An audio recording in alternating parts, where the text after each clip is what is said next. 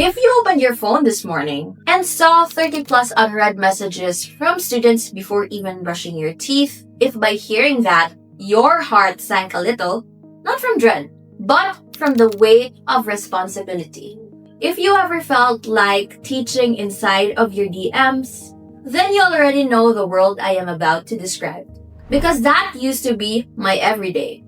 Before my feet even touched the ground, I was already clarifying yesterday's lessons, fixing broken links, calming anxious students, and patching a back end I didn't even build.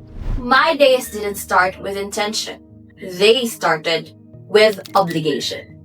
And if that feels familiar, this story is about you as much as it is about me. In 2023, I wasn't just coaching. I was keeping an entire program alive by myself. 100 plus students across multiple cohorts. 5 private mentees every month. Daily questions, daily assignments, daily troubleshooting. Every notification felt like a tiny jolt in my chest. A reminder that the work was infinite, but I wasn't. I kept telling myself, it's just a season. But that season never ended. Coaches, you know the cycle well. Teach, support, fix, collapse, recover, repeat. It wasn't the students, it wasn't the content, it was the architecture, or rather, the lack of it. There was a day that still lives inside my memory. I had just finished a full day physical training, face to face. The kind that leaves your voice tired and your energy drained. It ended around maybe 5 or 6 in the evening, but I couldn't go yet because I had to stay in the office for a one-on-one mentoring session 30 minutes later. So I stayed. I showed up, I coached, I poured into someone else because that is what I had to do. When I finally walked out of the building, it was dark. I sat in the car, and before we even got out of the parking lot, I was bent over my phone, replying to hundreds of messages from students, my eyes burning from the screen, my hands trembling from exhaustion, my neck sinking into the headrest, but the notifications, they just kept coming. On the ride home, the city lights blurred outside of the windows. I kept typing. I didn't want anyone to feel ignored, and I didn't want to fall behind.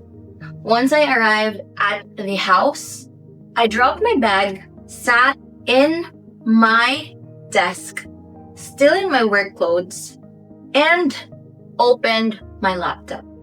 In a few hours, I will be working with my US freelance clients from the same desk.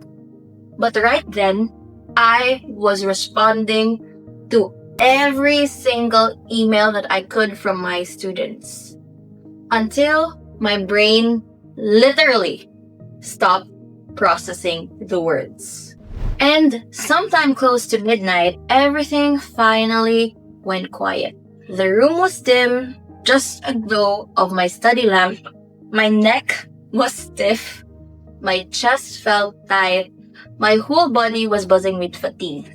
But my mind was completely numb. I remember even reaching for my tablet.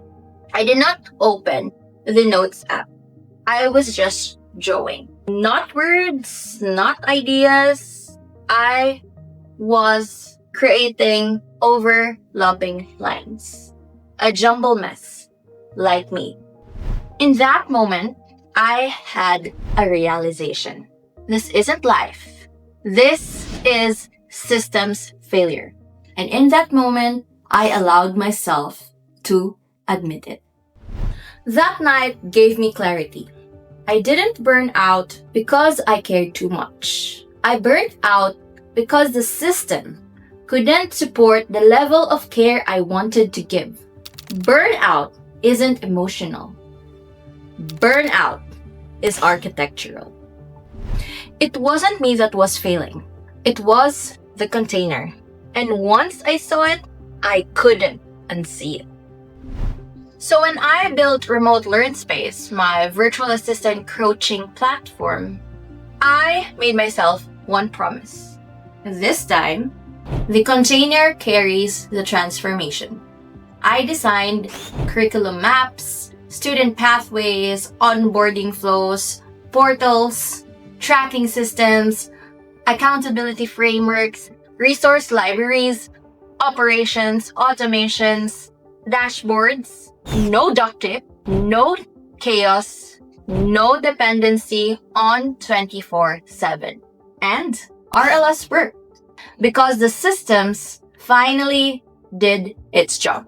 Students got hired, mentees landed clients, the structure held the weight. That was the moment I realized I wasn't just a coach, I was an architect. 2023 wasn't a failure, it was training.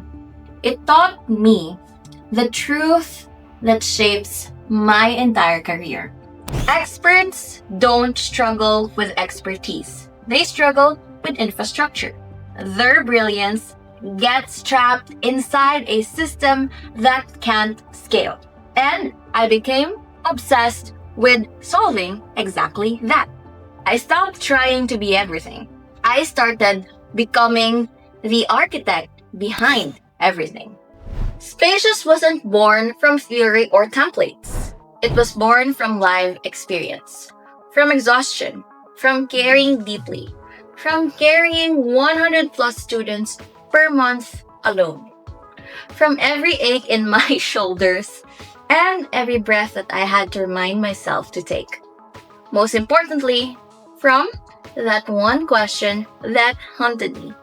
How many coaches are burning out not because they are unqualified, but because their back end isn't built to match their brilliance?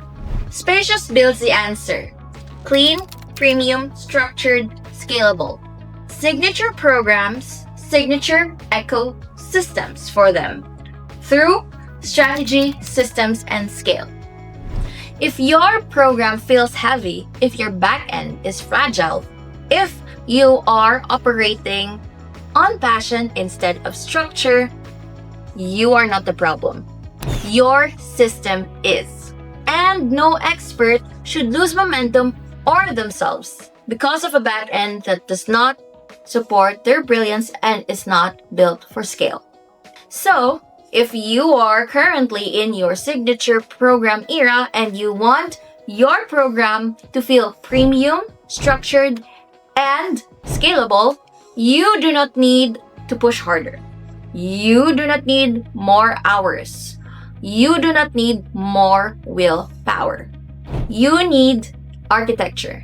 You need a system that carries your brilliance, not consumes it. That is what Spacious builds. If you want to see what that looks like for your program, the link is in the description.